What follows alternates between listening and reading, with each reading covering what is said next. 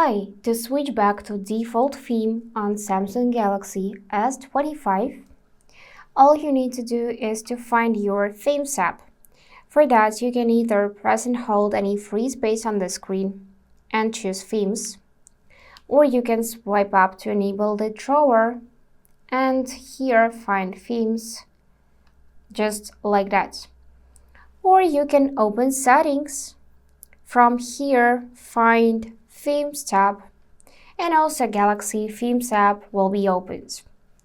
Now to go back to your default theme, tap this menu icon on the bottom of the display and then choose My Stuff. Make sure you're in Themes section and simply tap Default. After that, you need to hit this button Apply. Wait a few seconds till it will be applying this default theme. And voila, we just bring back default theme. And that's all for today. If this video was helpful, please subscribe, like, and comment.